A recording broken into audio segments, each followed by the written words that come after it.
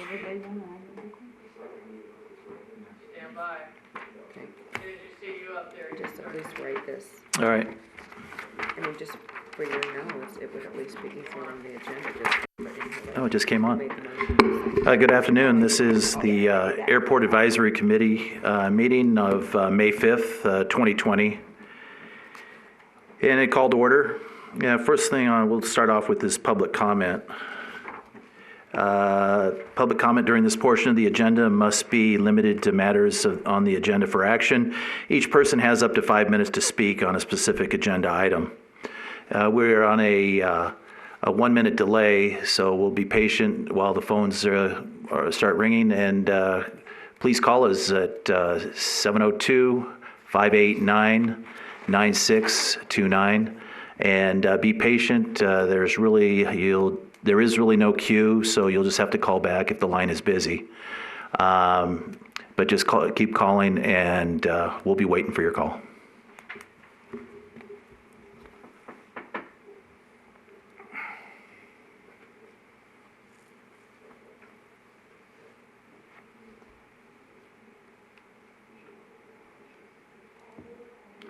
I guess I should run for possible action. Is it public comment comes last, or should we approve the minutes? Yeah, so, well, while we're waiting here for a call, oh, okay.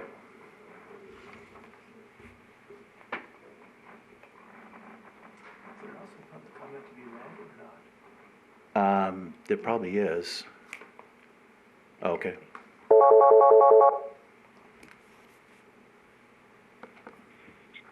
Public comment? Yes, Bob Bonnestock. Okay, you've got up to 5 minutes for your public comment. Thanks, Bob Bonnestock with BSE and most airport properties. I'd like to thank the City Council for seeing through the city staff's false emergency order and pushing this resolution back to the AEC was the proper move. The fact that the city staff hasn't changed the draft document after most on the city council picked it apart is not surprising. The city attorney has told my attorney that the AEC is meaningless and that those that sit on the board aren't knowledgeable in aviation or know anything about the airport. He also stated that my political strategy using Boulder City political action groups is misguided and won't work. Let's be clear, the only reason the AEC is meeting tonight is for the city staff to check a block. Jump right back to the city council, no matter what the AEC recommends. The FAA, the users, need to be consulted to have a workable document that can be implemented. I recommend the AEC ask airport staff to set up a workshop, establish a list of key players to guarantee a seat at the table. The competitive conflict must be resolved, but the finished product of the issue will never go away. I'd like to thank the Airport Advisory for their time and their efforts, and that I look forward to a reasonable and corrective solution that will work for all. Have a good evening. Thank you. Okay.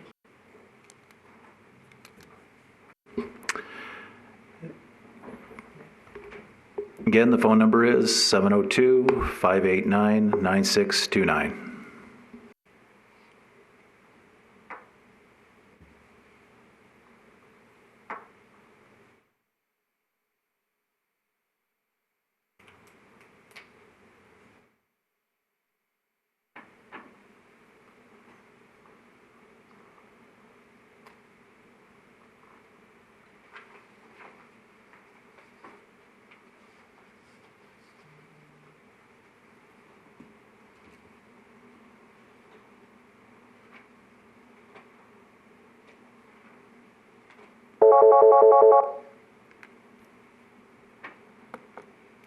Public comment?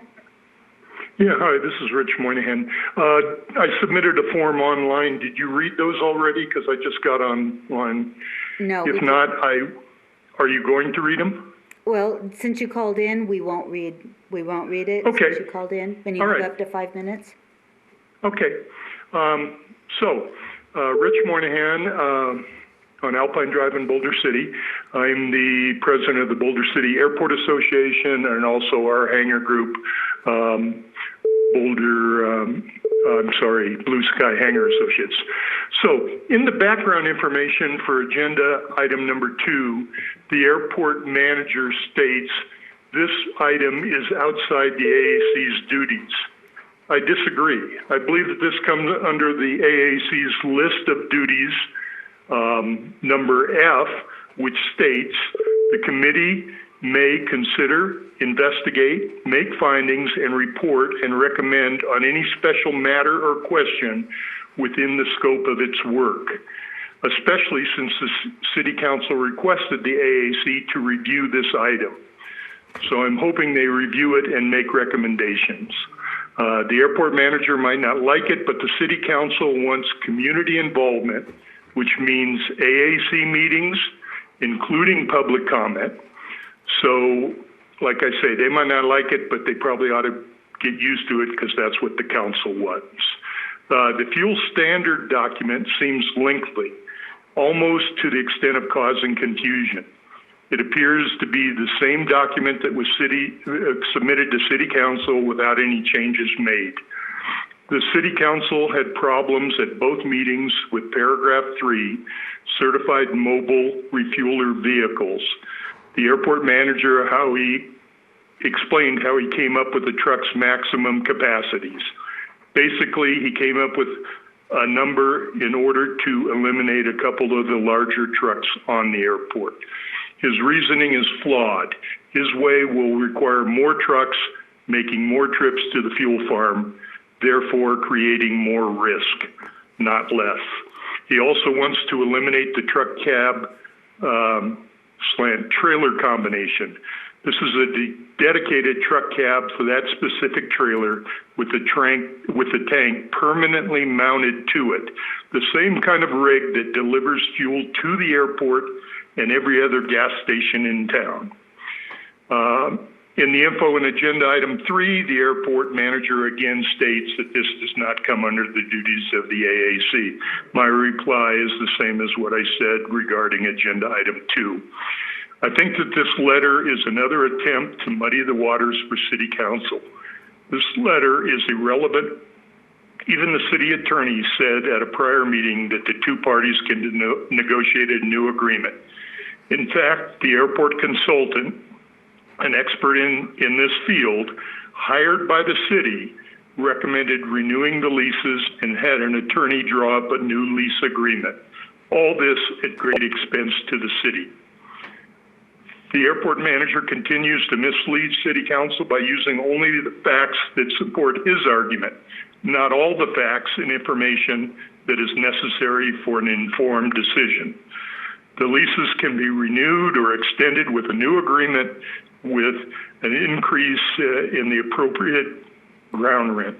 This will satisfy the city's obligation to the FAA as far as the airport being self-sustaining. That's all I've got. Thank you very much for listening to me. Thank you. Thank you.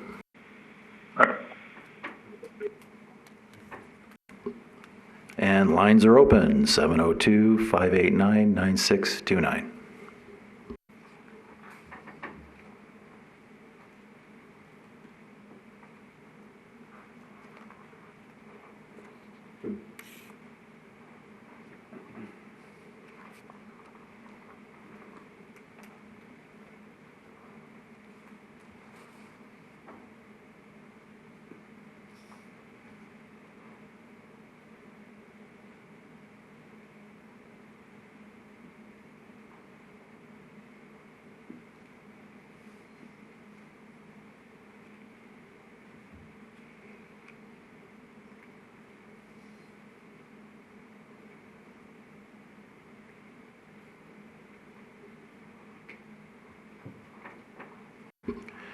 How much time should we give before we move on to the next one?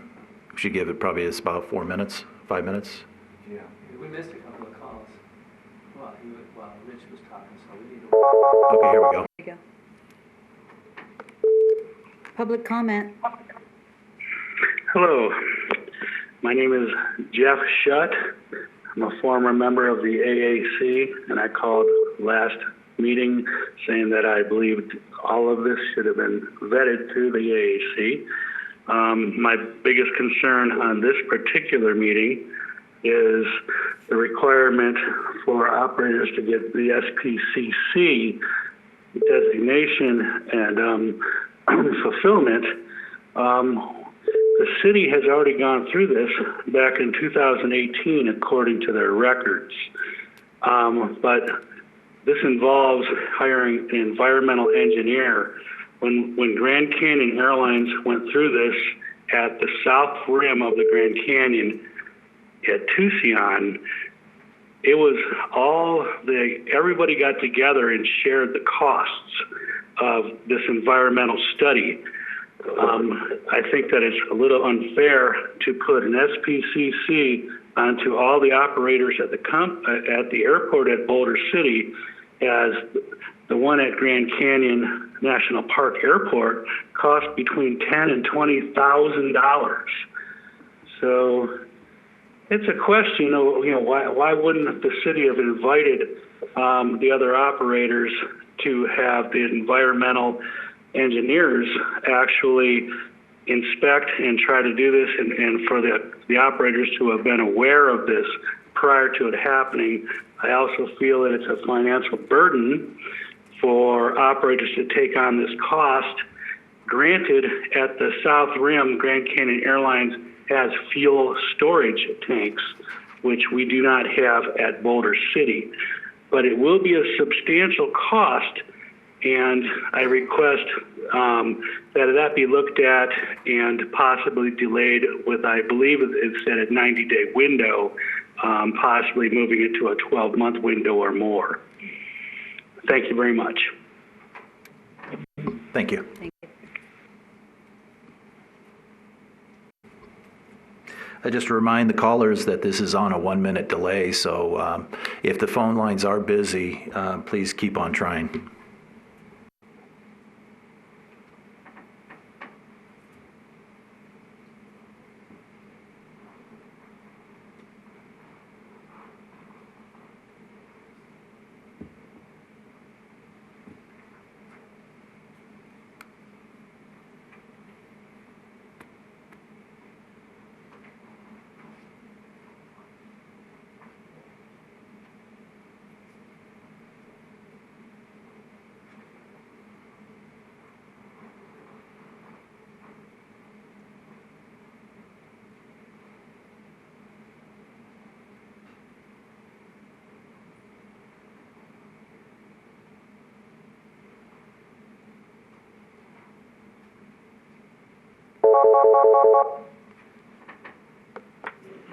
Public comment. Hello, you've got public comment. All right, this is Judy D. Shane. I'd like to make a public comment. Okay, you've got up to 5 minutes. Thank you. I would just like to say that I was listened to the one where the council, went through this pretty much with a fine-tooth comb, April 21st, and prior to that, they went through it at a council meeting when it first came up for emergency approval. And they made suggestions and had comments and whatever, and reading through the one they've given to you guys to do now, the city staff did not make one single change, nor did they take into consideration anything the council advised on. So it seems ridiculous for what is before you tonight to be approved. At the meeting on 4/21, someone called in towards the end and suggested that the city and the operators at the airport and the city and the users down there all get together, iron out things and make it decent upgrade, that if some of these things need to be changed. And I urge you guys to consider doing exactly that tonight. Thank you. Thank you.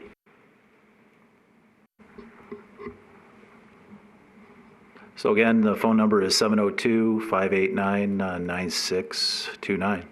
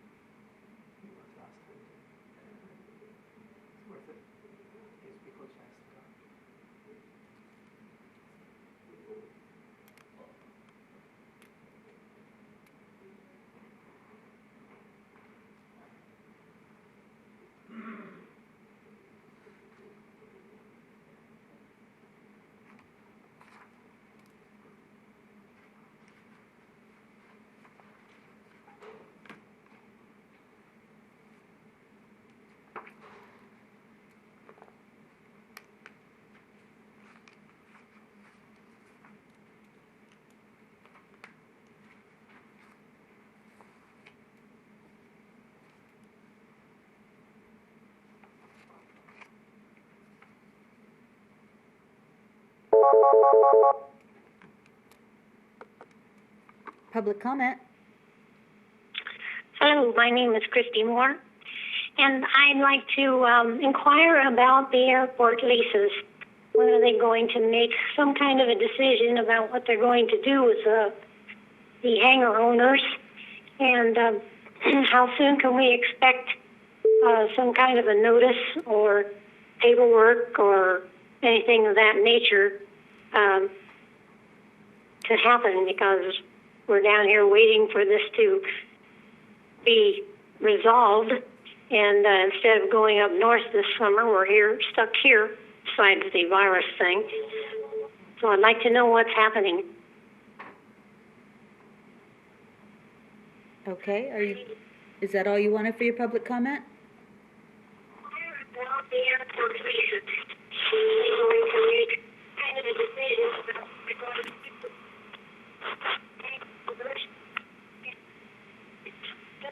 Can you hear it?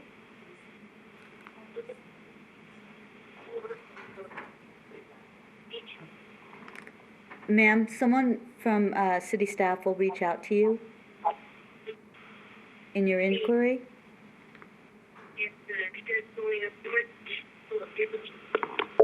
think she thinks she hung up. Nope, there it goes.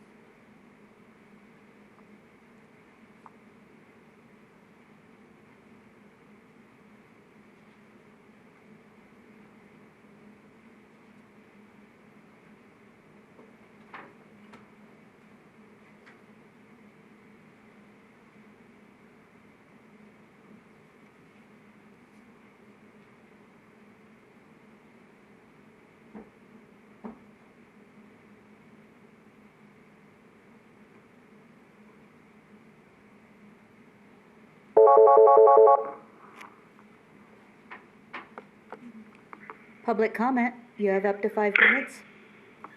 Oh, hi, this is Jake Tomlin with Grand Canyon Airlines. Thanks for letting us call in. But just wanted to say the differences that we've seen from that last resolution that was proposed at City Council 7087.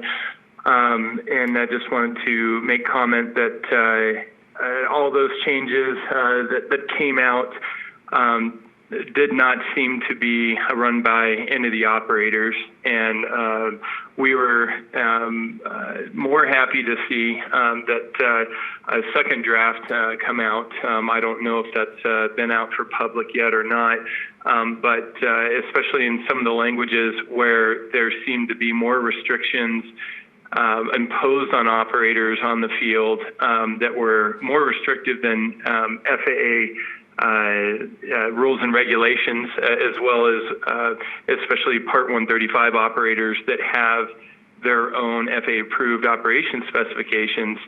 that there is now language, at least in the draft, that should be going out for review now, that allows those that have FAA-approved procedures that they can still keep it as per their general operations manuals and in their partnerships with the FAA. So we were excited to see that come out there in response to 7087, and then would just like to just request too that anybody at the Airport Advisory Committee that if they are involved in any other changes at the field, we'd love to see either a working group or just more input from the operators before any big resolutions were come to put before City Council, just so we had time to vet it, so it's not at the bottom of the ninth and people are voting on approvals and not approvals, and there was very little to no input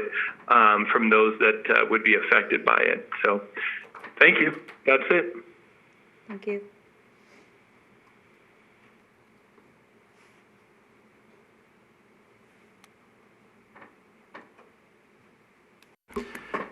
Please call. Just like to remind all the people watching that this is again on a 1-minute delay. So if you can't get through or if it's busy, just keep on trying to call.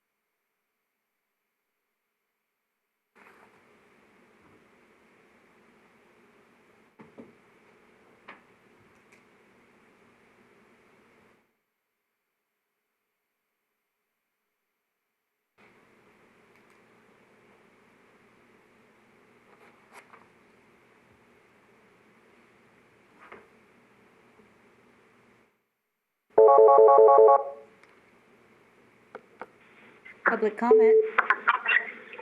Hello, it's John Gustafson calling. Hi, you have I'm wondering, 5 minutes. Yes, I'm wondering if you're going to read the comments that were sent to the city clerk for public comment. Well, that you called in, we won't read them. Okay, I'll be glad to make that. Do it myself. Okay. If you'd like to, otherwise we can read them, but you get one or the other. Okay. Do you intend to read the ones that came through? We read them if no one calls. We read the ones that are in absence. Hello, it's John Gustafson calling. Yes, I can hear the background. I'm wondering. Okay, I'm ready now. Okay, you've got up to 5 minutes. Okay, good. My name is John Gustafson, Boulder City resident, Boulder City business owner, airport user, and hangar owner at the BBU Muni Airport. On item 2 for tonight's AAC meeting, the fuel dispensing and handling storage standards, I agree that standards are necessary tools, but what I read, the standards that is presented appear to be intentionally crafted to conflict with FBO operator Fonstock's current operations, and the fight appears to me to be a personal attack by someone or multiple someones on the city staff against Fonstock. My request and recommendation is to work to present the opportunity and request that City Council direct the AAC to mediate a roundtable style work group with the objective to write the standards in a fair and balanced language for the benefit of the majority of airport users and businesses. And on that subject of the AAC Resolution 6740 defines the role of the AAC, and I contend that that 6740 needs to be updated to include additional responsibilities for the AAC going forward. Now, consider that the AAC should be a true advisory committee positioned between City Council and airport management. And the 5 members of the AAC should represent 5 of the general airport stakeholders, which are FBO operations, commercial operations, non-FBO operators, airport operations and fuel farm, and the citizens of Boulder City. I respectfully request that the City Council begin the amendment process and update Resolution 6740 to allow the AAC to truly be a representative advisory council. Now, moving on to agenda item 3 tonight, the hangar lease reversion issue. In the packet, please reference the April 16th letter from the FAA addressed to the airport manager, Willie Williamson. The language in the letter makes it clear that the FAA does not require reversion, and it is my request that the AAC and the City Council agree with the FAA and continue negotiations to release the ground to the current hangar owners at a new and reasonable ground lease cost. An agreement to renew and rewrite the expiring leases can be made between 2 consenting parties, and this is a good time for 2 consenting parties to agree and get this done. This item, too, appears to be victim to a personal agenda by someone or multiple someones on the city staff, and we're not making accusations here, but it doesn't look like it's being played fairly. So please work to present the opportunity to City Council to release the hangars to the current owners in good faith with the community and the financial good for the Airport Enterprise Fund. And regarding the Enterprise Fund, I've been unsuccessful, and so has the airport manager, in obtaining an accurate copy of airport financial records. Now, after this COVID cycle is over, I'd like to work with the AAC and the finance department on a transparency of airport accounting so that we can see really where is our airport enterprise fund. Thank you very much. That's it for me tonight. Thank you.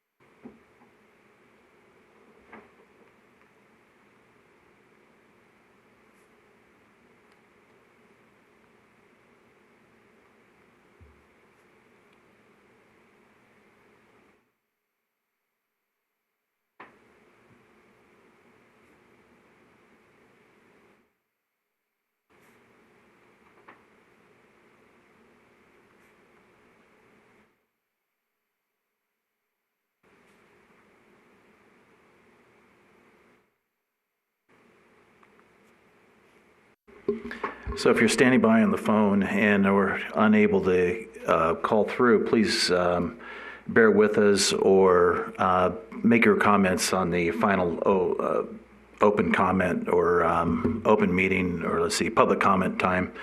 It doesn't appear that we have any more. So for the first item on the agenda, Wait, I've got- okay, I'm sorry, go ahead. We have one written public comment from Mark Delaney. It's in regards to agenda item number 2 and number 3.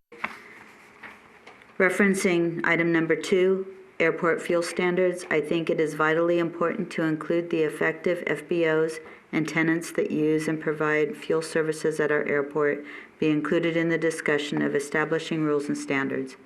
After watching the 2 previous city council meetings, it is obvious that the council is wanting user input into the proposed standards and then a review by the AAC.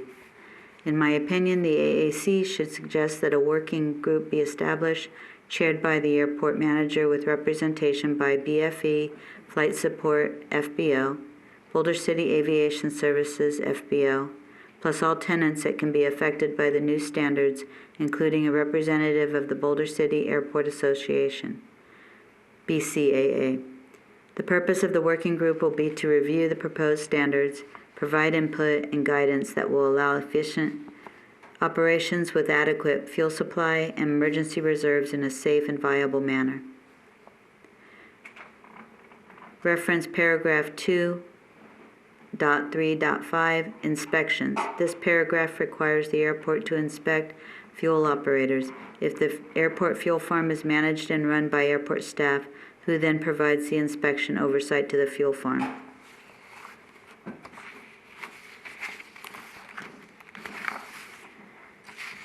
In reference to item 3, the ground lease for the first group of private hangars is coming up for termination within a few months. There has been no discussion by the city since the hangar lease workshop conducted a few months ago.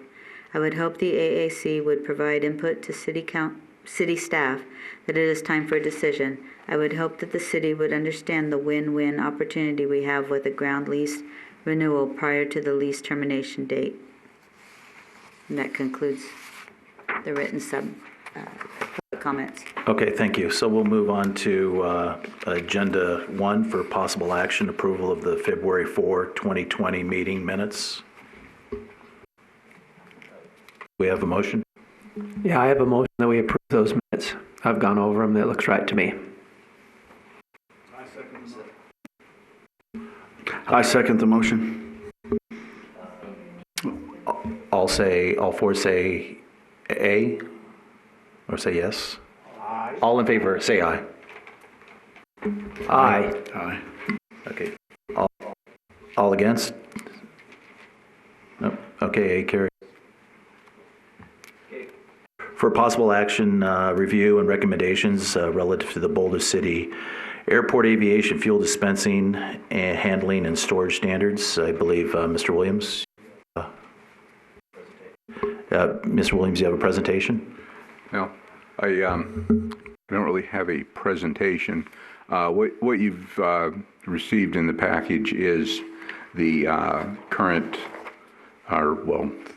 the latest version of the fueling standards. I'm just going to paraphrase that and call them fueling standards instead of aviation fuel dispensing, handling, and storage standards.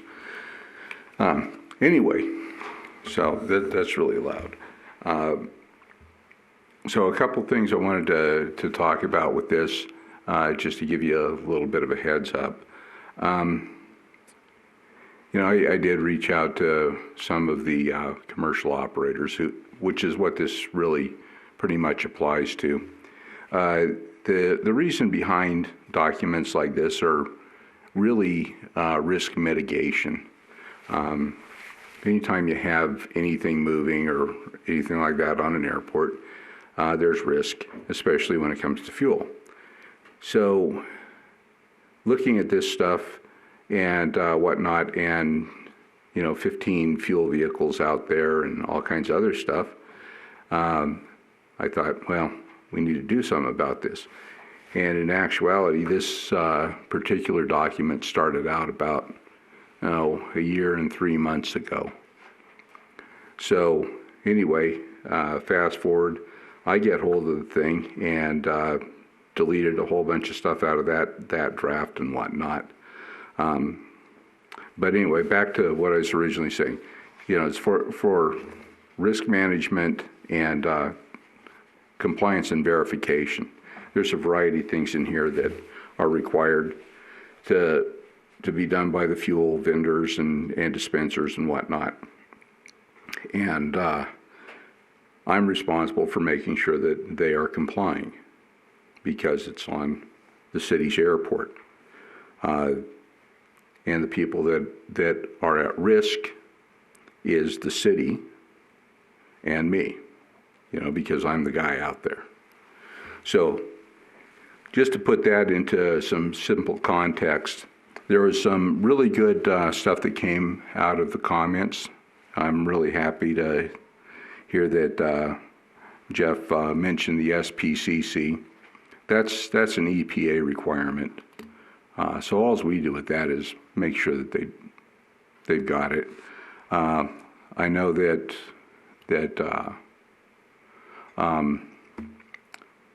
BCAS is doing that in-house, and I talked to Jake about that, and I traded some emails with him and whatnot. So that's going forward. There's a difference between what goes on with the SPCCP and, for the guys that are out there doing the mobile refueling and whatnot, and what goes on for a storage facility. So anyway, we have a plan like we're supposed to. And it's just one of those things. There's a variety of other situations like that throughout this document. When Jake Tomlin called in, he referenced basically some of the stuff that I had recently discussed with him, and a situation where whenever I had talked to the fellow at Papillon, who is now deceased, he told me that they weren't even doing some of these activities, such as hot refueling, and so I didn't have any problem with saying no hot refueling because it's a dangerous evolution. Then I find out that, gee whiz, they do still have this in their Part 135 certificate. And so the conversation with that type of thing goes on about, okay, so you have this is a hazard. How do we mitigate that? How do we mitigate our risk? And if there's a way to do that, we work on it and figure it out. So that's what we do. This document, there's a lot of concern about how I came up with the number of 4,000 gallons. And, you look at that and you go back for a decade with what kind of fuel's been used, how much has been used, what the vehicles are on the airport. That gives you a pretty good idea.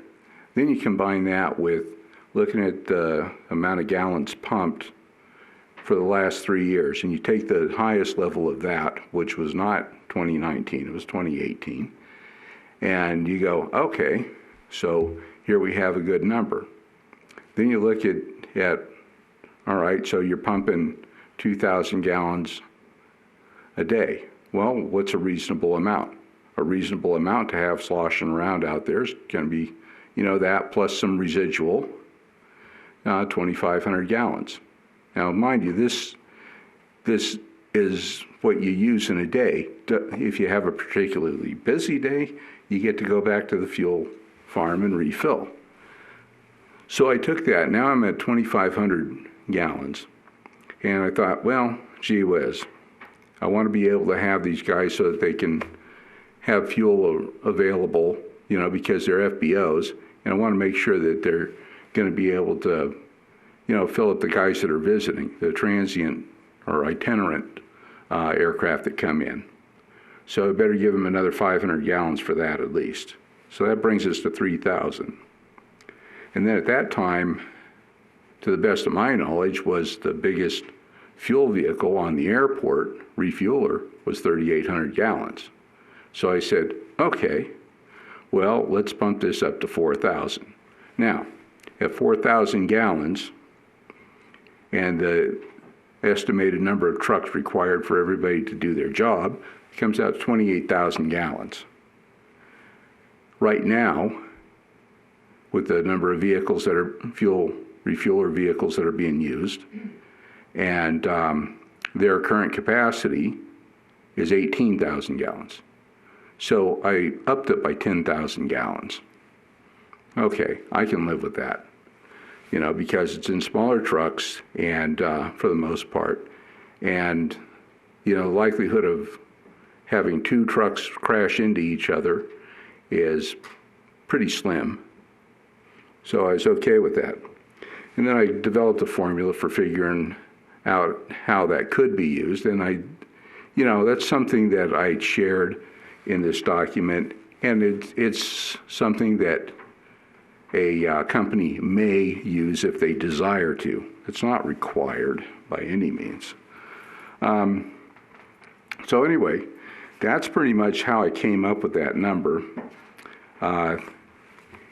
If I was really trying to draw it down as low as possible, I'd say 3,000 gallons. But I'm trying to allow flexibility for expansion of business, and I'm also trying to allow the ability to fuel those itinerant aircraft that are coming in and out.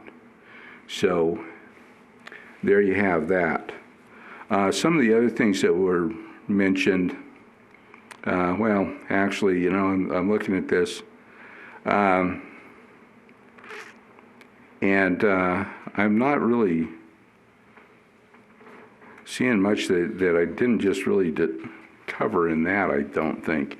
But so anyway, the city council has asked us to you know, ask you volunteers to come in and review and provide input on how to improve this document. And so that's why we're here. I am listening. The reason this document really hasn't changed much is because I figure that would be unfair if I went and changed what city council had looked at and then they wanted you to look at. So the only thing I did to it before I sent it up to the city clerk was I corrected some minor typos in there. I did not change the wording or the information contained in this. So you got what they were looking at.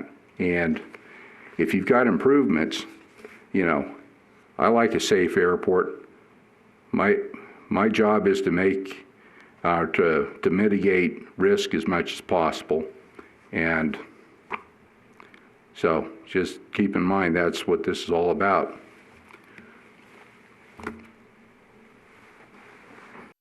Go ahead, go ahead, Gary. Mr. Williamson, a couple of questions based upon your comments. This document that in essence you created, right? What's the source of it? Was it a combination of other documents? Is this FAA, NFPA? What's its heritage? Okay, so its heritage when I got it had been here, but it's based on several documents at other airports down in Arizona and also here in Clark County. And then there's some NFPA stuff in there, and there's some IFC stuff in there, and then there's also some FAA stuff. You know, pretty much. So, and then there is just my experience in trying to make this a workable document. Okay, so it is a combination of other organizations and your knowledge and experience. Not just my knowledge and experience. This has gone through. Let's see. Well, there's been two other consulting outfits that actually do this kind of stuff. It's been other airport management people. There's been a couple of attorneys that have gone through it. Other aviators. I can't really read my scribbling as well as I'd like to. I forgot my other glasses, but it's been through probably 10 or 15 people, and most notably, other than the aviators we have on staff and the fire marshal, and actually, so the contract fire marshal, the fire chief, the previous fire chief, they've all had a hand in looking at this. And I wasn't questioning its heritage. I was just really questioning its origin. Yeah. Okay. Well, I'm sorry, but I think it is important to know that we did take this seriously, and we did spread it around to make sure that we weren't going just totally cattywampus on it. Makes sense, which going cattywampus leads me to my next question, okay? If I understood correctly what you were saying, the 4,000 gallon limit is basically not a legal limit, but based upon your knowledge and experience. Yeah, it's based upon my knowledge, experience, and also really kind of what we got going on out there, and wanting to make sure that that we allow enough room for companies that want to get bigger tanks. Papillon's got a 3,000 gallon truck. They might want to go higher than that. They might not. And they've also got 1,500 gallon truck out there. They might want to go up to 4,000 with that one. Okay, in line with your answer, sir, then if your experience would have been slightly different as far as, previously, you might have recommended a 5,000 gallon tank or a 3,000. So there's really nothing behind this except your knowledge and experience. Yeah, I think that I would, if I was going to reconsider it and look at it from a different experience standpoint, the amount of fuel would go down. Less fuel is safer.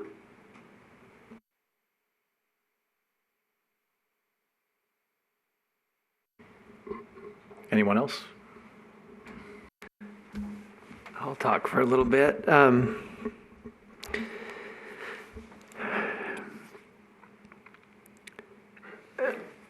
It seems like we're going through the same thing again as we went through with the city council meeting on the 21st.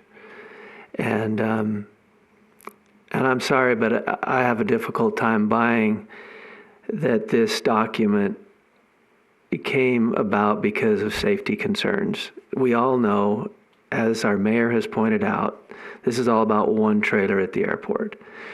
And I personally, I do understand that there may be safety issues out there. There may be standards that need to be updated. There may be permit standards that need to exist.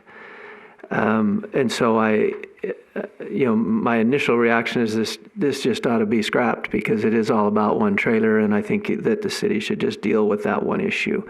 But if the city is serious about safety, over and above the issue with the trailer, then my recommendation is going to be, obviously, and as is overwhelmingly stated by everyone else, is to form a working group. Before I go into that, I just, one of the reasons that, which there are many reasons, and they've been pointed out clearly by city council members before and by other people who have commented, but the fact that the city was actually soliciting tankers, and I'll go over it one more time. They requested one 10,000 gallon tank, one 7,000 gallon tanker, two 5,000 gallon tankers, and a 1,000 gallon tanker in their request for proposals in just 2 years ago, when the city decided to enter the fuel business and compete against its tenants. And so that indicates to me that a lot of professional time went into this document as well. And at that time, the city found it perfectly safe to have these vehicles, a total of 5 of them on the airport, that all except one with more fuel capacity than what the city is recommending now. And as an aviator for 35 years, I've been to airports all over the country. I know of none that have some kind of limit on their fuel trucks and their gallonages. And then, as far as safety goes, I think a common sense approach to this, and this was pointed out by city council members before, clearly the most danger in a fueling situation is when fuel is being transferred, when it's being transferred from the fuel farm into the truck, or when it's being transferred from the truck into the aircraft. There's no question in my mind that that's where the most danger lies. We have very little danger of trucks running into each other out there at the airport. We have very little danger of tanks leaking, things like that. So the biggest danger is when we're transferring fuel from one vehicle or one tank to another tank. And it seems obvious that if we're making a fuel truck make several trips to the fuel farm in a week, where they could be making 1 or 2 or less, that seems to me like a much safer scenario. And either way, that is the way it works in other airports. I've never heard of an airport that has put gallon limits on these vehicles, as long as they are certified vehicles. Now, as far as permitting these vehicles go, or anything like that, that is an issue that maybe should be brought up. And anyway, let's see here. Now, with regard to working groups, the city has a history of, at least as far as the airport goes, with creating working groups to prepare documents that are workable to all parties. Back around 2006, there was a group that worked diligently at the invitation of the city to develop new hangar leases. Clear back then, there was great concern on the hangar issue, so a working group was formed. And they worked diligently to try to put that together, and eventually it was shut down. Another working group I was involved in back in probably somewhere around 2009, 2010, when Ms. Ahern was the airport manager, and we met for several weeks to rework the rules and regulations of the airport. And I found personally that working group was a fantastic forum to go over documents like this together with representatives from the people who are going to be most affected by it. So with that working group, we had somebody that represented AOPA there. We had Bob Fonstock was a part of it, representing the FBOs. There was somebody there from the AAC, which that was myself, and there was also another person there from the Hangar Association. So there were a lot of people, users of the airport, who are familiar with what's going on, that were a part of that group. And Ms. Ahern was always was kind and considerate, and she listened. And that document was poured over on a regular basis for several weeks. And Ms. Ahern would bring up an issue. The users of the airport would say, "Hey, that's not going to work." She'd pull up another one, and we would find common ground, and then she would enter it into the document. And it was a good experience. There wasn't any contention. It was just a good experience.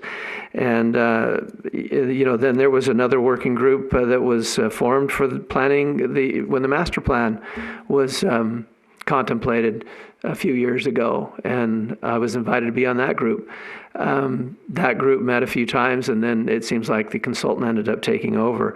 But the city has attempted to do working groups, and I believe that this situation here would be the most important. It would be most important to have a working group, because this involves some very specialized things that the AAC may or may not be qualified to work on, but certainly the people who are there, especially the operators of the airport that use the most fuel, the tour groups, and Mr. Fonstock and those people who are actually, whose livelihood depends upon the safety of the fueling situation at the airport, and who are beholden to FAA laws themselves, who have manuals and rule books themselves that they have to follow. And that this all has to work together if we're going to create a document that's going to work for everyone. So I believe that a working group is paramount here, that it's very important that that's what we create if we're really serious about this. And like I say, I still go back to wondering if we really are, but if we are, that's what we should do. Thank you. Mick, you have something? Yes, this is Mick Lauer. So, if safety is the number one priority, Mr. Williams, that's great, and I understand that. I agree that this should be a draft, and that we should put together a committee and look into this and bring everybody together. So, I say this on the basis of one of the companies that I work for. We build fuel storage situations. So I build fuel tanks, I build fuel trucks. Our customers are Delta, United, Southwest. I do this for a living. One of the branches, one of the GBUs, Global Business Units, for one of the companies. So we handle fuel on airports. I handle fuel on ports, seaports. So I do understand the fuel, the safety, the requirements. And in reading some of this, I would disagree that it has no basis whatsoever to be in here, which maybe that's why we're looking at this document, to see what we can, strike out and what we do need to add. So I would love to put together a panel. I can provide what we supply to Delta and some of the bigger ones, Chicago, O'Hare, Baltimore, LAX. Those are the places where we do fuel. So would love to be part of that committee. I would agree with Mr. Goodfellow on that. Part of this is everybody getting along and working for a common goal is to divide this up and to look at it and say, okay, this is what we want to do. Is this going to eliminate any fuel trucks? Is it going to eliminate any FBOs? What is the problem? To make sure that we're not putting anybody out of business, putting hardships on anybody, and maybe even giving time to see exactly what needs to be done, not just throw this down and say this is law. The second thing I would like to add to this, which is basically there's a division of fuel storage and fuel pumping. And if safety is the number one concern, there are a lot of things that can be done. When it comes to the, if it is a tanker, for instance, then we can put drive-on fuel containment. But if we're going to do that as the tanker, we also have to do it as the fuel storage, meaning not just containment or double wall for the fuel storage container that you have now, but you also have to 100% contain all the piping outside of that. So if we're really going after safety and the best that we can do, then you have to look at that as well. Thank you. Go ahead, Gary. Thank you. In listening to the conversations that are taking place and the statements, there seems to be at least several allegations of some unhappy people as far as this is concerned. Do we have enough time to set up a committee, to set up the workshops, or is this something for, I don't know, the good of the city, the good of the airport, whomever it might be? It's got to be done real quick. Does anybody have a feel for that? Because I do not. I do. Oh, go ahead. Well, one of the things that I just object to on this whole subject is to say that anything has to be done quick. There is no sense of urgency here. I don't see that the sense of urgency goes back and it refers right back to where Kirk Goodfellow had just mentioned, that's where we're getting this sense of urgency is where, and I agree that this seems to be a targeted, we wouldn't even be here if it wasn't for this FBO fuel truck or fuel trailer. And so, at least I'll say it as that's my opinion. And unfortunately, it's turned into, from my opinion, that this is really it's just trying to hide what we're actually here for, or it's just an attempt to camouflage it. But go ahead, I don't mean to take your... Thank you, but you really didn't interrupt. I was just looking for a little bit of the background, and you did answer that question.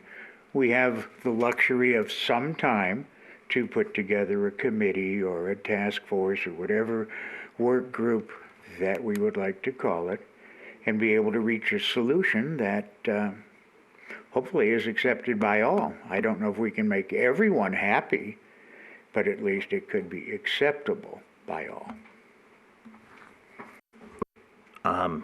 So, Ms. Williams, I have a couple questions. So, I was pouring through, kind of trying to go back to how did this all start? And it all started by, like, what were like these founding documents, or what were the basic foundation of how we got here to where we are today? So, I started reading over Advisory Circular 150-5230-Bravo. Is that one of the documents that you used? Okay, so one of the problems I have with this, and it seems like it creates a real disconnect between the city management or airport management and the citizens of Boulder City, because that document is for airport certification for air carrier. It specifically says it, and it says it in Section 2. So we are not an air carrier airport. And I fear that even starting this building block of build it, they will come, we've already started with a airport master plan that has extending the runways. We already have now, with what you are submitting, the building block to create an airport fuel for certification of airports. That's air carriers. That means it's anything over 300 people or 30 passengers. So I pull up the exact same type of document at Gateway Airport down in Mesa. And in fact, I think you might even referred to that document as one of the ones that you used. I'm not sure if you have, and please correct me if I'm wrong. But one of the things I had problems, I'm looking at it, okay, where's the limit? Where's the limit on the fuel? There is none. Okay, then that's somewhat different than what Gateway is. And clearly you could see that Gateway, the city of Mesa is not running a fuel farm and competing with, they're not trying to compete with the FBOs. So that's another problem that we have as far as creating essentially an obstacle or difficult part where people have to comply with something, and that the regulator is the one who's competing with the competitor. Now, who is going to oversee, for instance, the city's compliance with this document? What neutral party? And that's another thing that I would like to know. So do you want me to answer all those right now? Sure, go ahead. This is a public record, so it'd be a good idea. So, okay, a couple things I want to make sure that everybody understands. You're absolutely right. We aren't a big airport. We're not a Part 139 airport. And I certainly hope we don't go that way ever, because that's very expensive and cumbersome. But something to keep in mind is those airports have firefighting on the airport. They have a three-minute response requirement to the middle of the field. We don't have that. We have the municipal fire department, and it takes them more than 3 minutes if they happen to be in the fire department.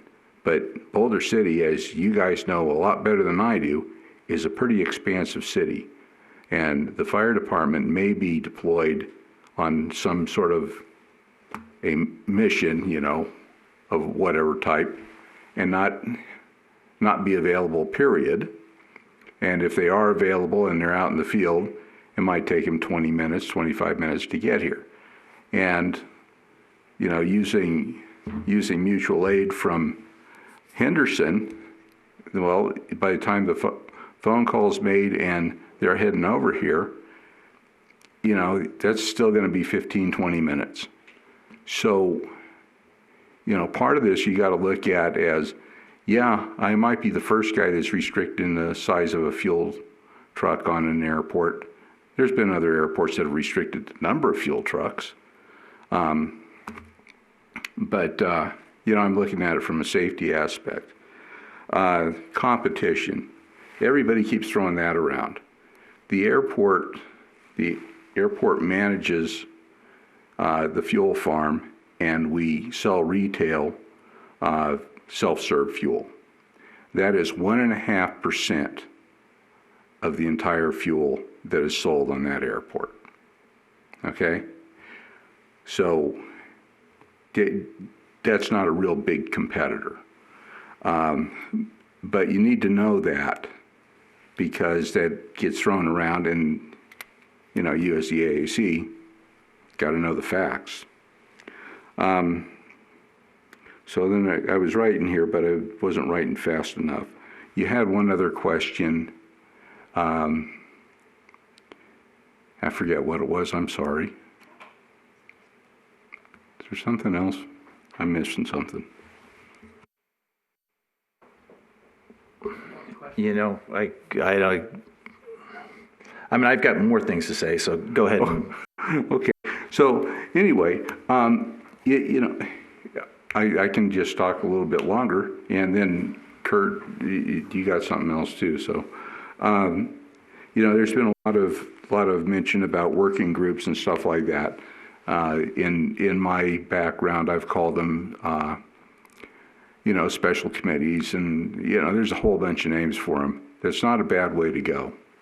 I've done that numerous times for a variety of things. You know, minimum standards was one of them that had a special panel. Then naturally all the airspace stuff that we've done in the past up north, you know, that was all risk management panels and stuff like that. So, you know, not a bad idea at all. And, oh, I know. So where did I come from on this? When I interviewed for this job back in February of last year, I came to the airport, broke in, you know, because that's what I do. I'm an airport manager. Got to sneak around and see what's going on, right? And there were several things that I was concerned about right off the bat. You know, we need a control tower here, and the number of fuel trucks on the airport. That's before I met anybody. So that is the real genesis of where my mind started going around about this fuel. Didn't think about it much until I got here, but then it popped back in my head. As far as, you know, is this an emergency? Well, no, it's not an emergency. It's something that I was working on. I've got a boatload of different things I need to get done at the airport. This one happened to have safety on it, so I grabbed that one. And so here you are, 7 months later. You know, we're talking about this, and, you know, I'm looking for input and recommendations on what you guys think we should do to make this a better document. Anyway, I yield. Go ahead, Kurt. I'd like an answer as to the city's request for the 5 tankers. I'd still like an answer, and I don't want the answer that came from the city before, indicating that it was some kind of a temporary thing. If you read the document, it's very clear it was the city's full intention to have those tankers. If they weren't unsafe then, why are they unsafe now? And then my other question is why wouldn't Boulder City then restrict the size of fuel tankers that would be coming into Boulder City to service the gas stations? Those are also over 8,000 gallons. They run a serious risk of being hit by cars or just the errant anybody, because, cars and trucks and people driving around town could easily hit one of those tankers. Those tankers do not have double walls. They don't have containment. They don't have near the safety apparatuses that that some of the airport vehicles have. And yet the airport is on a controlled environment where obviously it's gated off. Only authorized people are there, generally speaking.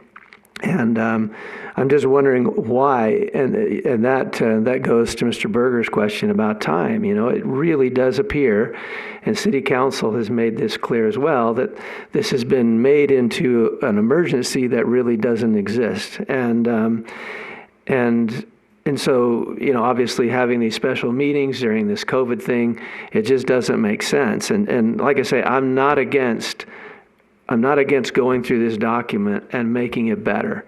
I'm really not. I think that would be a good thing, but I think it needs to be done by the people who are going to be affected by it, especially those financially and safety-wise. And then my last question would be, in the past 30 years, I've been on the airport, every one of them. How many fuel incidents have we had? How many fires have we had? How many accidents have we had? Is anybody aware of that? I'm aware of none, but I'd like to know that. Just because all of a sudden we've got this huge risk and I don't see it.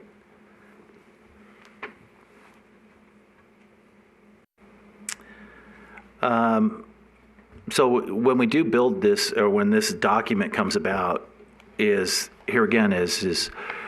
what mechanisms are in place that holds the city as a distributor of fuel at the same standards as that you are going to hold your competitors?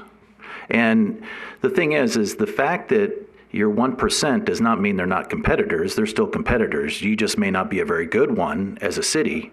But I'm sorry, I can't help that. That who sells the most. That's not mine. But the thing is you are adding, and this would not be happening if the city was not. And the city would be in a much better place, because then they wouldn't be trying to raise the prices of their competitors. I mean, this is raising the cost of their competitors. And so, just even the document that I was reading, where in order to do tank or top refueling to another tank, you have to do it only on the city's tanks. So I couldn't figure out, what is it that it can only be done on the city's tanks and the city's distribution, when you can go from tank to tank, from one FBO to another FBO, but on here you have to. The other one is you're making as if, for instance, on the fuel trucks, you are attempting to take the FBO's fuel truck away from them, but yet the same fuel truck and the same size is coming in and delivering the fuel. So risk is risk. So if you're going to go with 4,000, then that means you can only deliver 4,000s to your main 65,000 gallons of fuel, to your main tanks. Let me clarify that again, because it appears like you're. So what I'm saying is if you're taking fuel from Vegas, then that means you can only bring it into the airport at 4,000 gallons at a time in a tank, because you're attempting to mitigate risk. Can I say something? Look, I came here and I was hoping for some input on how to make this a better document. But you've gone down a street here.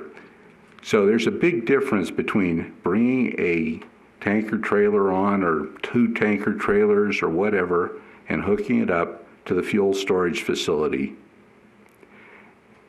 That's totally different than going to a helicopter, or going to somebody's little Cherokee and pumping gas into it. Okay, that's number one. Number two is, whenever this all started, there was I didn't even think about any tractor trailers or anything like that. That was not something that was being used on this airport for dispensing fuel into aircraft, okay? Now, can it be done? Sure, it can be done. It was not being done at the time whenever I wrote this. But the city had requested it, and the city, they're clear, and they use the term shall. Those trucks shall be provided, and they didn't want an 8,500 gallon tank, they wanted a 10,000 gallon tanker. So they were certainly planning on filling aircraft from a 10,000 gallon tanker. Why was it safe then and it isn't now? So I wasn't here when that was written. That was an RFP. What is in the contract does not have that, but that's beside the point. Whenever you send out RFPs like that, or whenever you develop an emergency action plan or something like that, you plan for being able to acquire vehicles that contain fuel in case something catastrophic happens. According to Jennifer, who wrote that, those were put in there in case there was a failure of the fuel farm itself, and she needed to be able to supply fuel. That's what I've been told. Now, have you read the document? Yeah. It's not what it says, not even close. No, I know that's not what it Okay. says, but that's what she says, okay? So I'm not going to get in here in the middle of this because I don't know. To me, I would have wrote it up and I would have written emergency, you know? That's just me. But, you know, that was also a couple of years ago. That's a different airport manager. I look at stuff totally different than a lot of people because I look at stuff from a safety standpoint. You know, I got a background in safety and emergency management and all kinds of other stuff before I got into airport management. And it was all based pretty much around aviation. So that's where I come from. I look at this. I also look at this as a person who is a public employee, and what am I supposed to do? What is my responsibility? My responsibility is to mitigate risk for the city, as well as making sure the public is safe, as well as making sure the airport is operational. So that's where I come at this from. Now, your point about a working group or, you know, panel or something like that, I figured I pretty much had that taken care of with several fire chiefs, other aviators, consultants, and everything else. You know. Well, I mean, that's all good and fine and nothing wrong with that. But obviously, you know, that document was very clear that there was going to be no impact to anybody financially or otherwise, and we all know that isn't so. And it seems to me like the best way to go on that would have been to consult those who are going to be affected. Where's the financial impact? You keep it going. Isn't in this document, but when you guys put it out the first time, the introduction page where it was introduced to the city council said that it wasn't going to be this document wasn't going to be a financial impact. The mayor pointed this out. He was very clear about it, and I agree with him. But my point is, it's good and fine to receive your input from all these aviators and from these safety people and from whoever, but it seems to me like the smartest thing to do, and we've got to start on it here, and it is to bring it to the people who are actually going to be affected by it. And you know, the tour operators and Mr. Fonstock and the other FBOs, that's a big deal for them, and especially the tour operators who do have FAA regulations that they've got documents that they've agreed to at the FAA that they're going to do. And I received word from them in my visits with them that a lot of the stuff that they must do, that the FAA mandates them to do, don't coincide with this document. So it seems like it'd be a very simple thing, although somewhat time-consuming, to sit down and just go over this document, just like we did when we did the rules and regs, just like we did with the master plan. Go over every line of it and make sure that these guys can live with it. And these are reasonable people, and make sure that they can live with it. And use this. I mean, there's nothing wrong with using this as the basis for it, you know, because obviously there are things here that are good. But I say use this as the basis, sit down with the working group, have them bring their operations manuals to make sure that it will work for them, and then go for it. You know, I've got no problem with that. Go ahead, Gary. What I'm hearing, and I'm usually wrong, so it doesn't count, but what I'm hearing is at least 3 of us, possibly 4, have said, this really needs to be reworked and we would like to whether it's a task force or a work group or whatever. And I think we're pretty much in agreement on that. So if you, sir, are looking for our concurrence on this, saying, yep, it's a wonderful document, let's do it, you're not going to get it. So, thank you, sir. But no, I wasn't looking for you to look at this document and say, oh, I just flat concur with this. No. When I first said was I'm looking for your input on how to make this a better document. When I say that, that's what I mean. Okay. I'm looking for your input to make it a better document. I think our consensus really is that we need to put together this working group to readdress it. Well, do we have a motion? Yeah, and I would like to make a motion that we recommend to City Council that that I guess staff or City Council form a working group of individuals that are directly going to be affected by these rules. And my suggestion would be each of the FBOs on the airport, a member of the AAC, and that the tour operators be involved in this group, and that this group is formed and have sufficient meetings to go over this document and make it work for the group. Any discussions on the motion? Okay, so all in favor of the motion say aye. You got a second.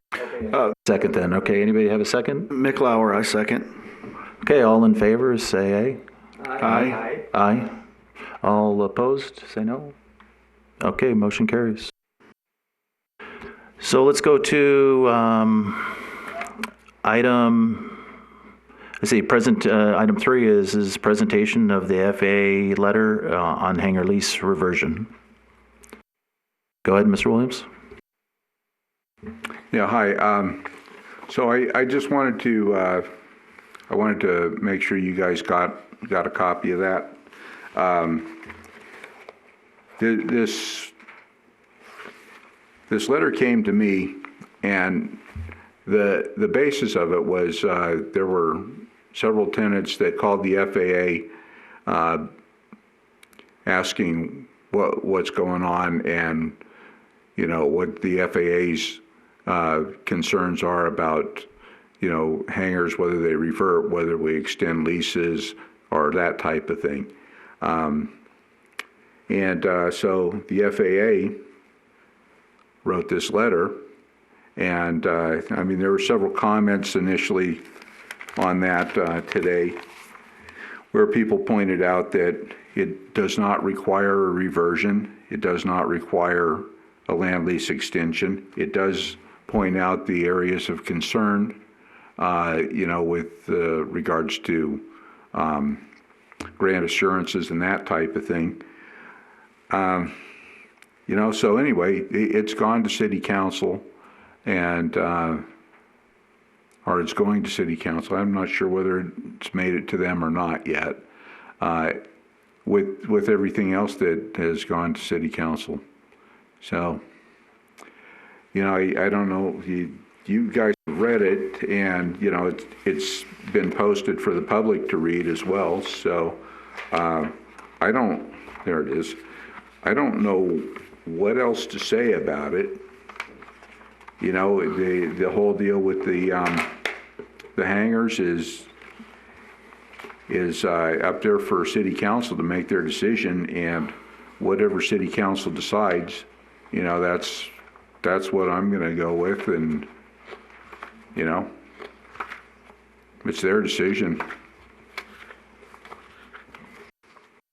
All right, do we have a comment? Go ahead. I'd like to make thank you for that, by the way. He's addressed a letter to you, so you've obviously talked to him. And it appears to me,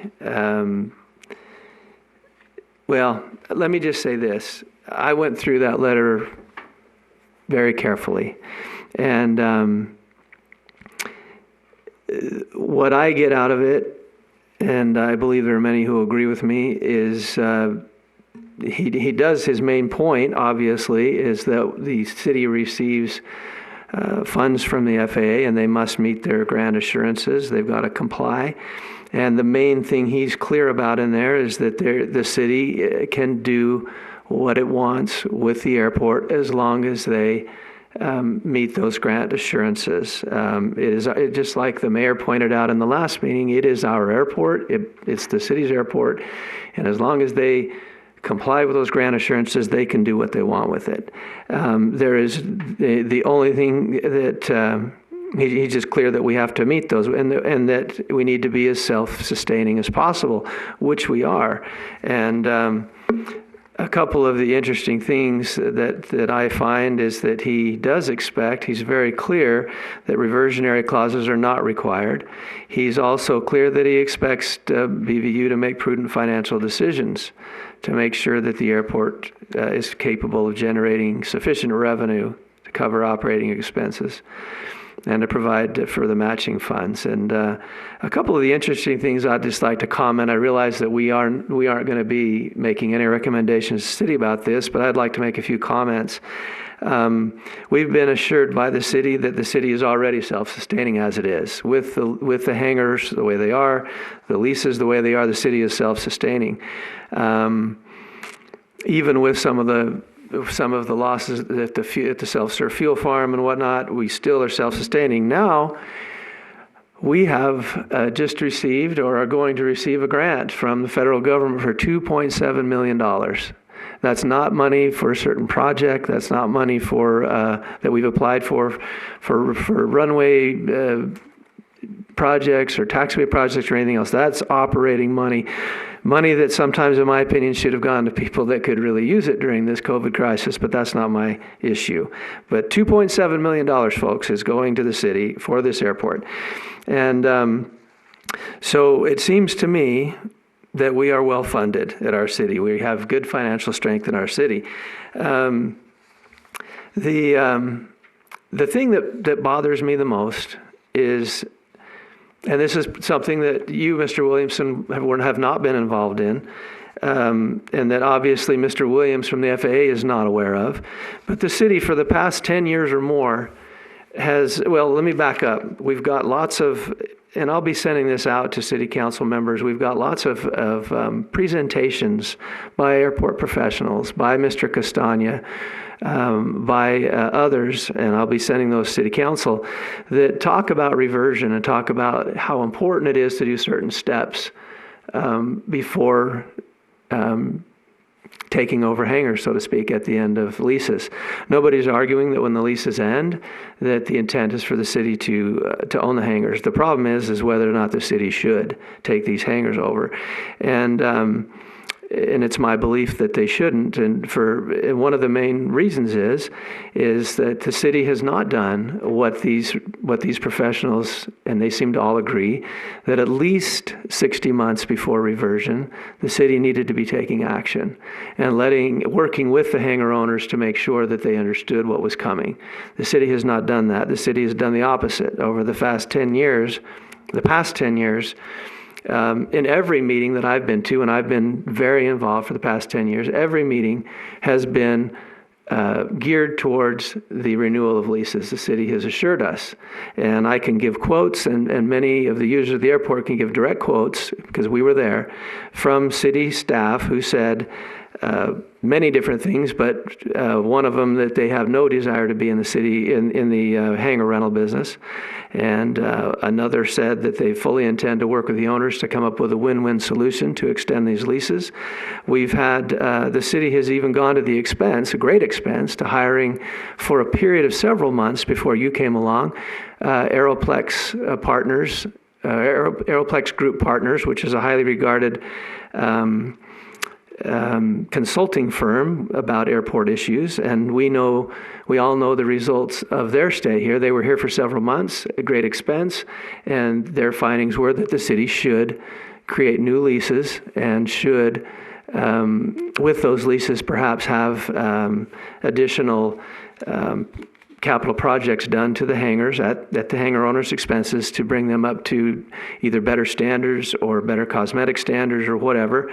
And the city even put on their website, they have documents on the website requesting proposals from the hangar groups to do these, to suggest the different types of capital improvements, to suggest the terms of these new leases. Not only that, the city did hire an attorney and had new leases drawn. And you yourself had a copy of the lease on your desk. You informed us of that.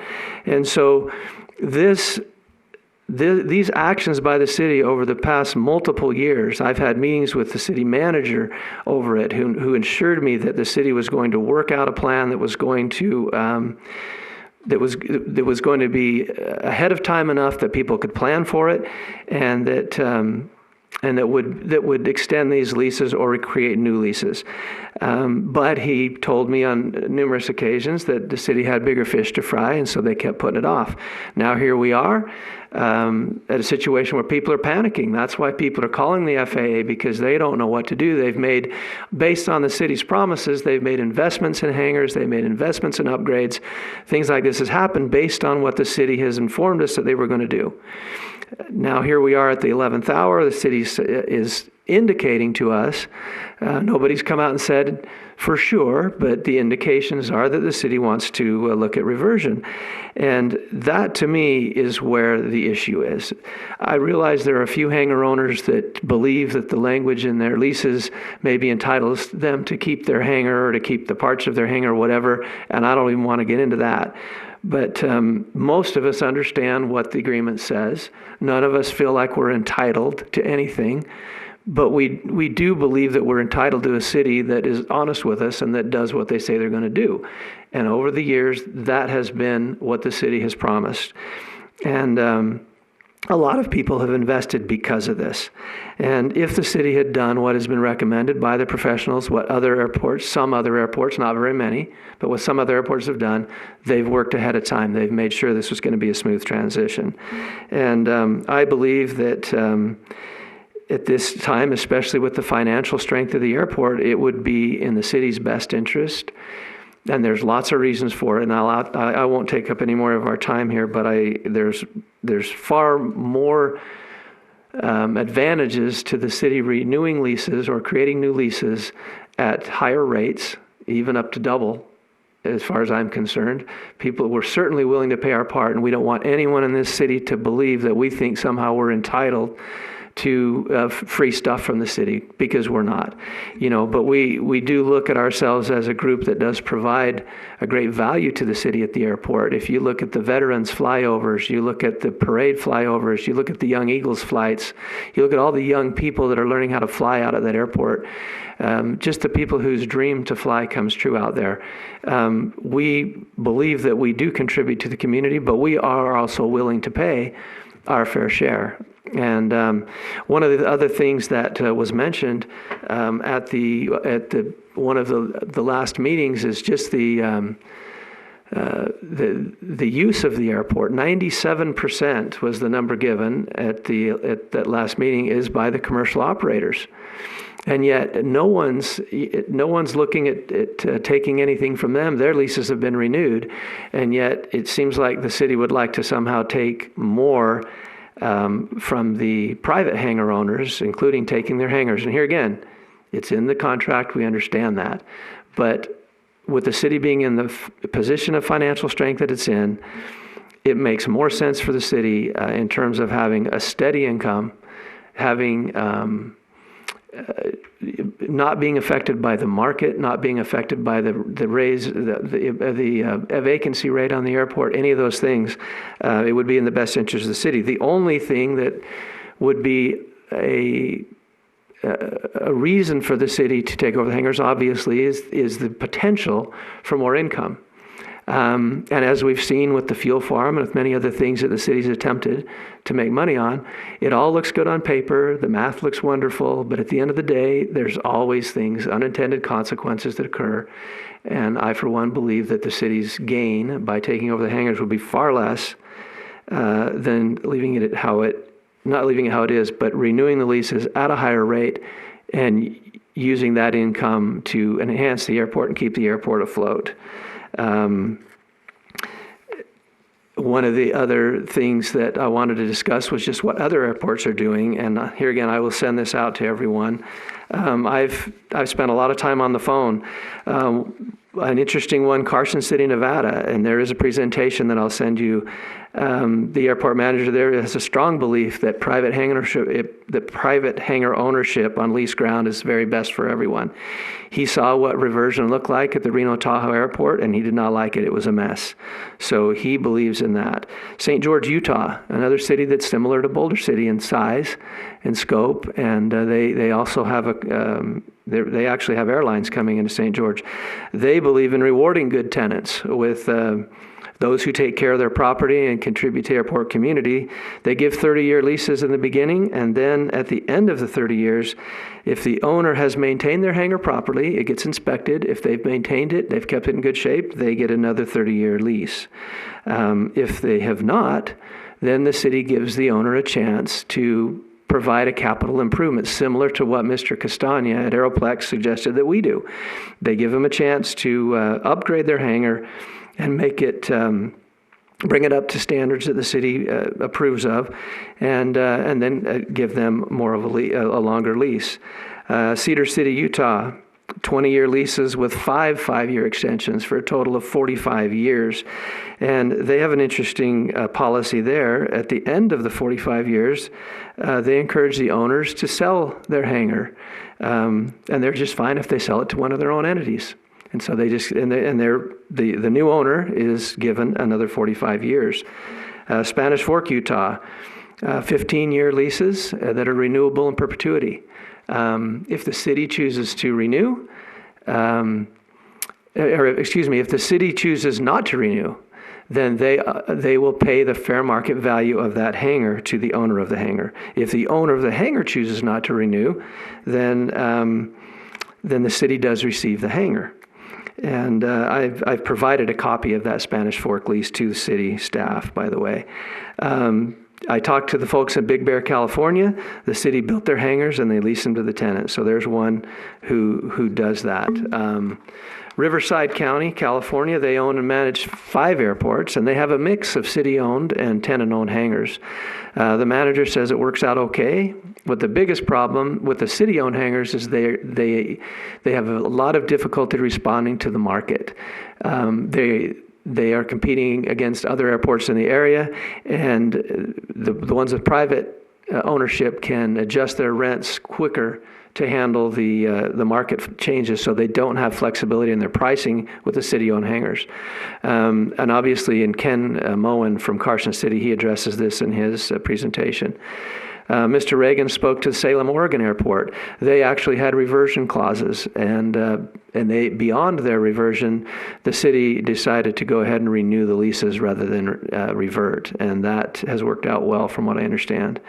Chico, California, another city who has decided to remove reversionary language from their leases, because here again, they value their tenants, so they value their airport community, and so they've decided to remove it.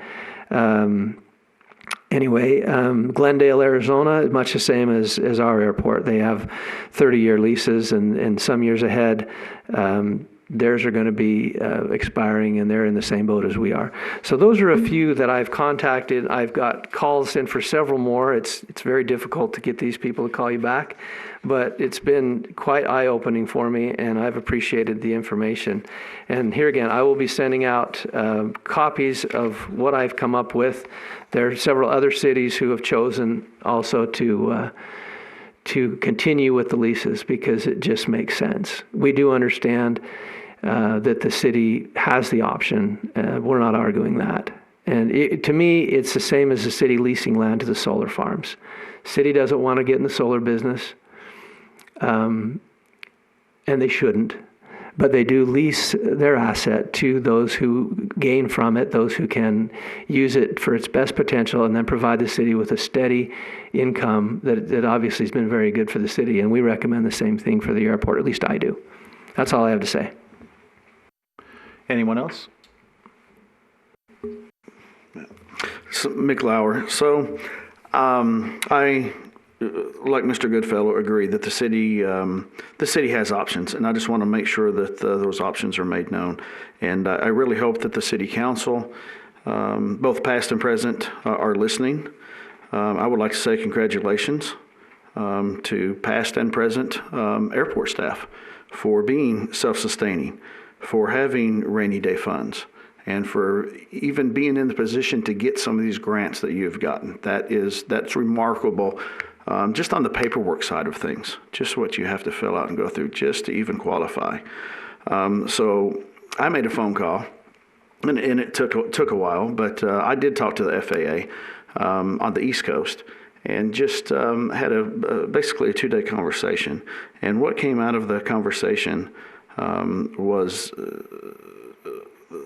where they want to do the revisions are airports, and he named a couple of airports and everything that keep getting these grants, and they're not self-sustaining, and it's just like a free handout, and that's where they really get upset and everything. But again, if you're self-sustaining, then you can get all the grants.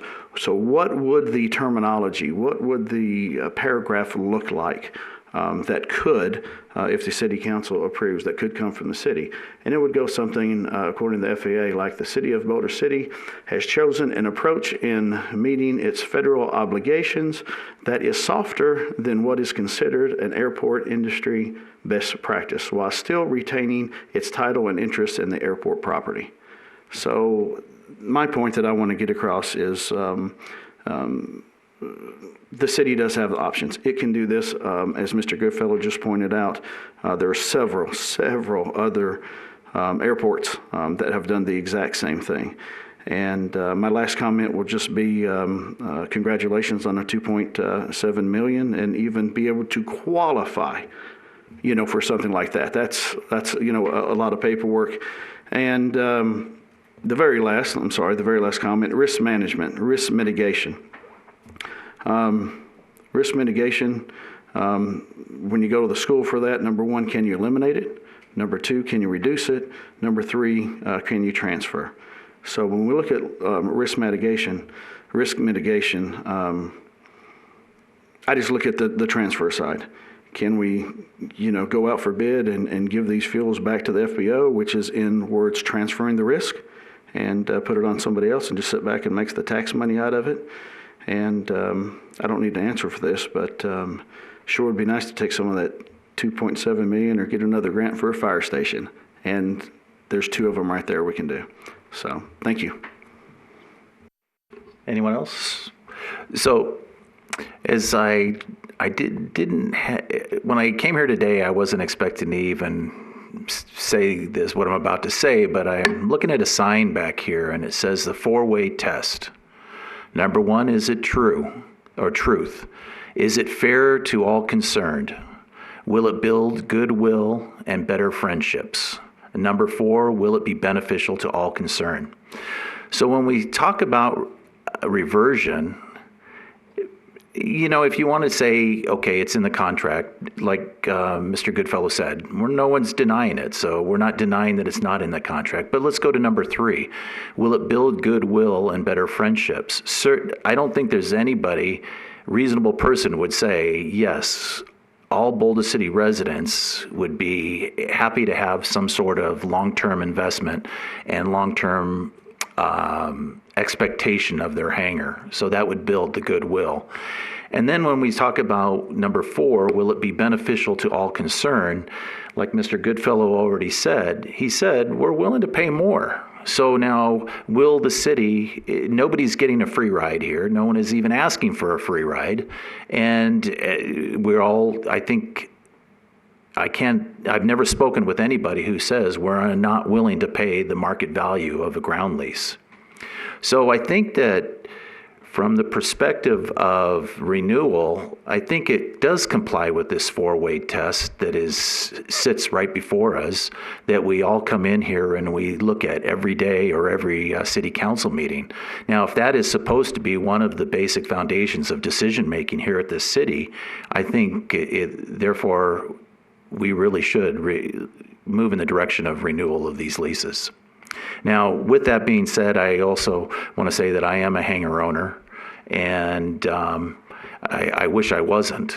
Honestly, at this point, I wish I had never bought a hangar here at Boulder City and have to go through this. But I am, and I hope that it can be resolved, because this is so many people have such not only a financial investment in this airport, but an emotional investment in this airport.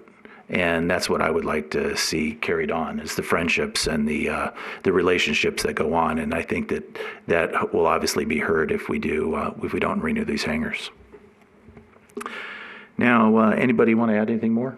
I guess I just add one more thing. You talk about risk, and you look at the hangar situation, and look at the risk that you assume when you decide to take over 139 hangars with just a few employees, and the risk that goes with that. But that risk can be transferred. That risk can be taken by the people that occupy those hangars now and who have invested so much in them. And the same goes with the fuel. I agree with you.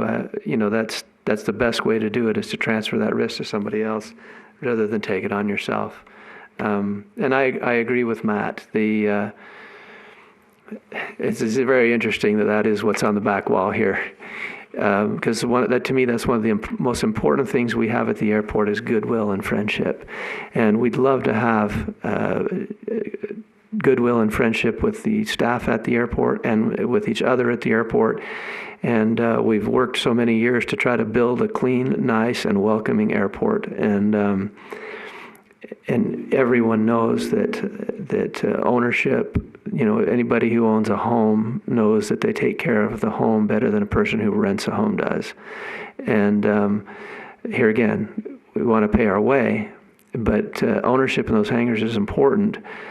Because they've been, the people have made the investment based on the city's assurances, and we have, like Matt says, we've got the emotional investment in the airport, in our hangars, and the groups that get together and enjoy each other's company, and the welcoming spirit that exists out there at the airport.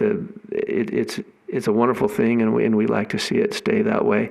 And when I consider all the many things that the city offers to different groups, the dog park, the baseball fields, the gun club, the horse areas, the BMX, even the swimming pool. And I realize these are not enterprise funds, but they're for people to get together that have similar interests. Now, I'm not interested in dogs. I'm not interested in swimming. I'm not interested in guns. But I do enjoy the airport. And one of the differences between these groups is that the airport is required to be self-sustaining, and we pay, and we're happy to do so. But we are a community down there that's much the same as so many of these other groups, that we do enjoy using that space for our own uses, as well as for the benefit of the community as a whole. So here again, I'll send out some of this information to members of City Council and the mayor.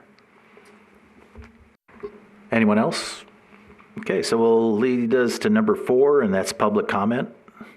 So the phone number is 702-589-9629. And remember, there's a 1 hour or 1 minute tape delay, so be patient and call. And if the line is busy, just please return and continue to make your calls until you get through. Thank you.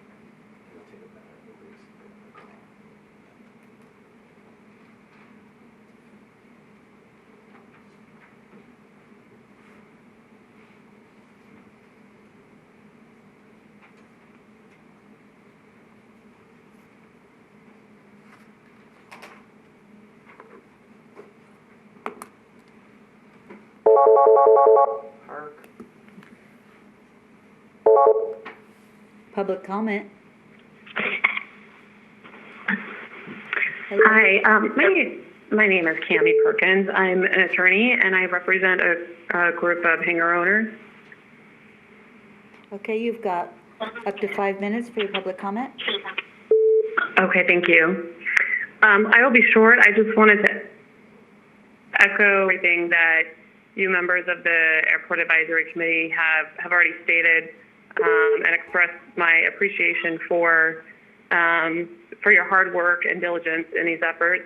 And also, I just wanted to recommend, if you're able to, urge the City Council, one of the members, or whatever needs to be done to get this issue on the next agenda as soon as possible, so that these hangar owners can have resolution and be able to sleep at night. I'm sure they would very much appreciate that, as I would as well. And again, thank you for all of your efforts. That's all I have. Thank you.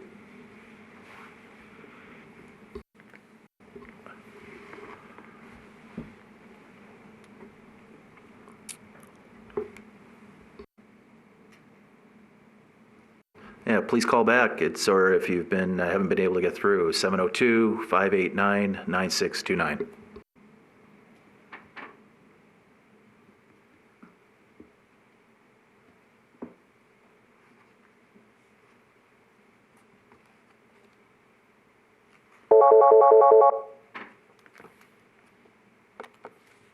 Public comment. Hello. I have a public comment on item number 3 tonight. Okay, you've got up to 5 minutes. Hi, my name is Richard Carr. I'm a multiple hangar owner, but before purchasing my large hangar to keep King Air in that I was flying for a company, I was really cautious about purchasing it because of this hangar lease, ground lease reversion problem that had been discussed in the Boulder City Hangars Association meetings that had been going on concurrently with my hangar purchase. So I went over to the city and talked to property manager Brock Armentrout and gave him my concerns, and he said, look, we're negotiating right now with the Hangar Owners Association, and we're very close to all signing new and consolidating hangar leases, ground leases, into one basic mass ground lease, and I wouldn't be concerned at all. So on that basis, I purchased my big hangar, and shortly after that, the city broke off talking to the Hangar Owners Association regarding lease renewals, and it's been an ongoing problem ever since, and made it seem like probably the worst investment I've ever made. I'm retired and want to enjoy my year's pleasure flying at the airport, and look forward to renewed ground lease. And I think that the people that have spoken tonight have put it very well. I happen to be on one of the many committees that was formed after the Hangar Association negotiations just last year, and part of year before. I was on the hangar lease committee along with Marissa and the former airport manager and a few of the hangar owners that was selected. And we had confirmation from the city several times that the city was not interested in managing and operating hangar rental companies internally. And then all of a sudden, no more meetings were scheduled and the whole thing was abandoned. And I would love to see a positive outcome come of this group, and if we need another committee, I'll be happy to man it. Thank you very much.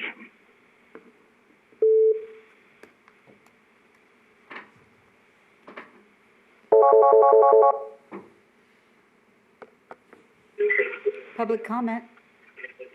Yeah, hi, this is Rich Moynihan. I'd just like to thank both the Airport Advisory Committee and the city staff for a good meeting tonight. A lot of really good information came out, both regarding the fuel farm and the hangar leases. And I would assume, because this has been on their radar, that the city council is watching this live streaming like everybody else is. So I certainly appreciate that, and if they're not, I'm sure they're going to be able to view it at a later time, because a lot of really good information out there. And like I said, thank you very much for everything you guys are doing. Bye.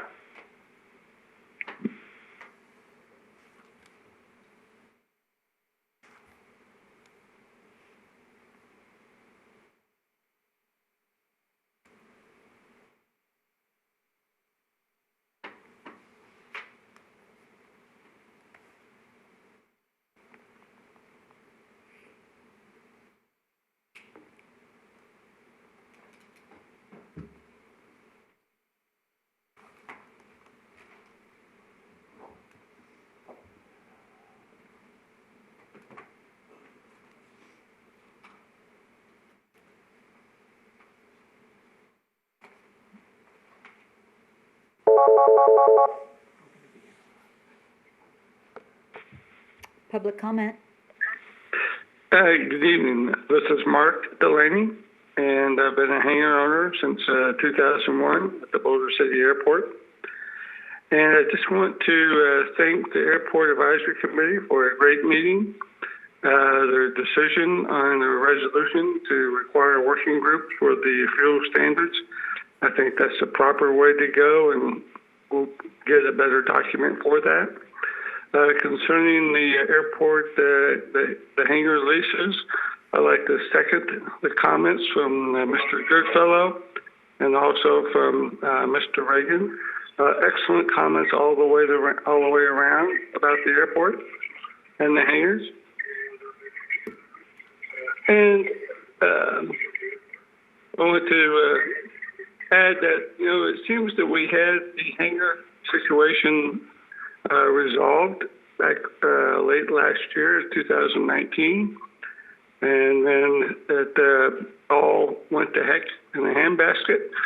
And when the new airport manager came on board, so I don't know what transpired, where the decisions were made once, where we had everybody working towards a new lease, and then all of a sudden that went away.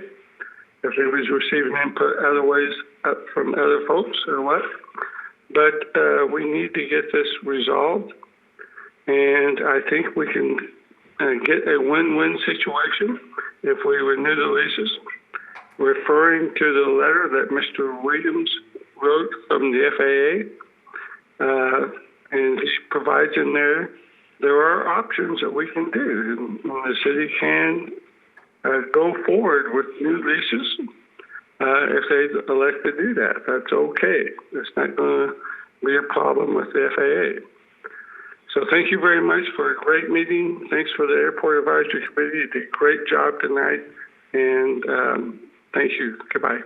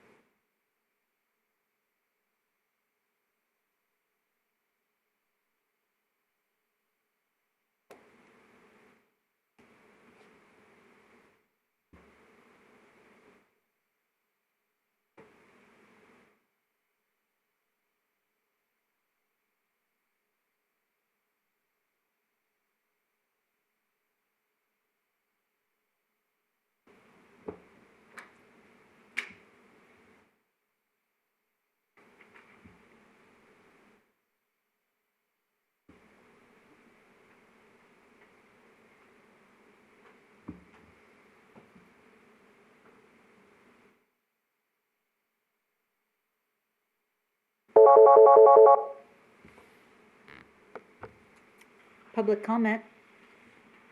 Hi, this is Chad Hesterman. I also own a hangar at the Boulder City Airport, and I'm also a Boulder City resident. I wanted to personally thank Mr. Goodfellow and Mr. Reagan and all the AAC members for their excellent input tonight, especially Mr. Goodfellow with the amount of work that he's done.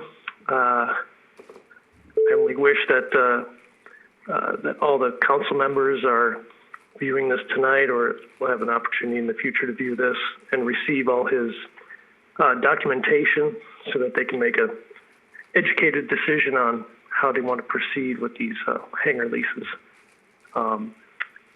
So I'd like to just thank them, and I appreciate that. There's a lot of people out at the airport that aren't being communicated with as far as the situation. Some of them are renters, some of them are even owners, and I think it's important that we all communicate with everybody out at the airport to let them know how imminent the situation is, and that the end of June is going to come very quickly. So thanks again, guys, and thank you.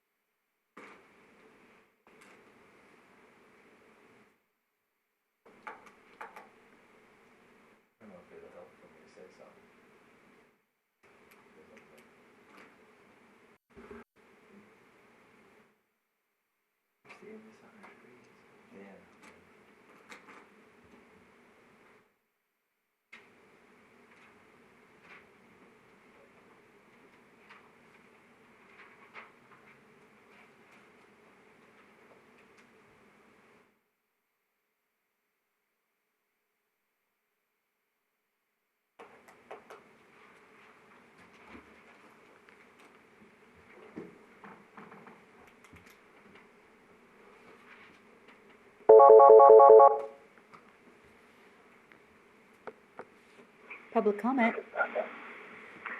Hello, this is Simon Whiteley representing Papillon Airways, Monarch. I'd like to make a public comment, if I may. All right, you've got up to 5 minutes. Thank you. I'd like to commend the Airport Advisory Committee for their work this evening. Thank you very much. Some excellent information put forward before for the listeners this evening. On behalf of Papillon, I'd like to mention that it seems that Mr. Williamson is somewhat caught between a rock and a hard place.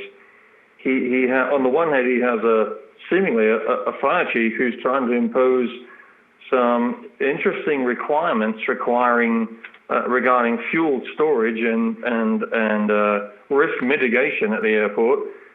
But given his background and experience, he's trying to not only appease the fire chief, but also the users of the airport.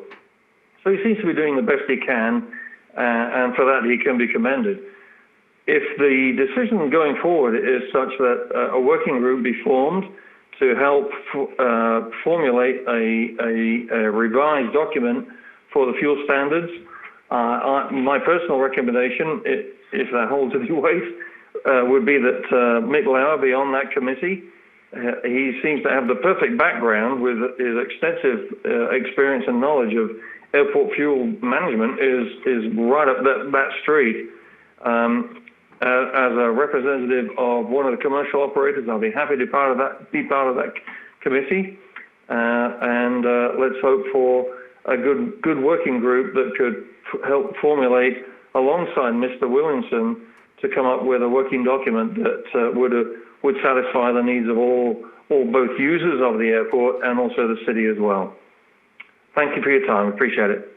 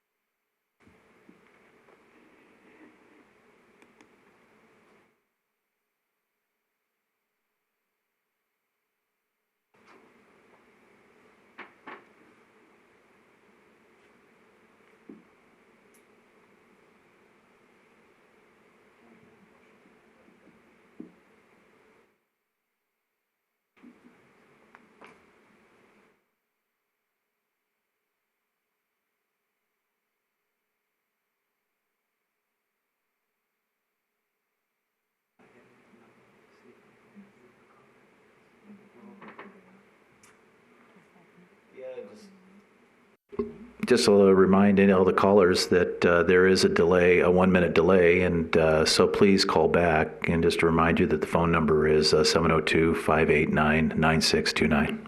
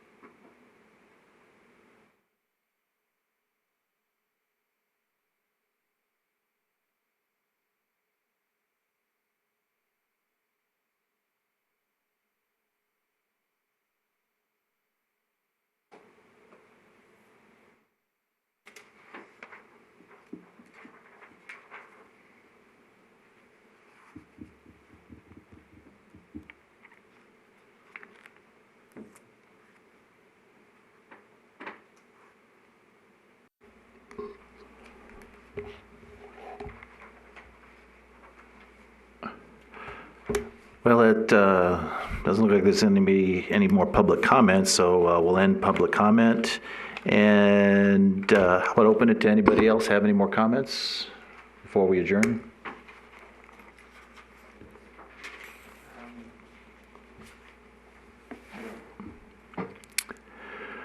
Well, I'd just like to give my own personal opinion on this, and just that I realize that things have become very contentious.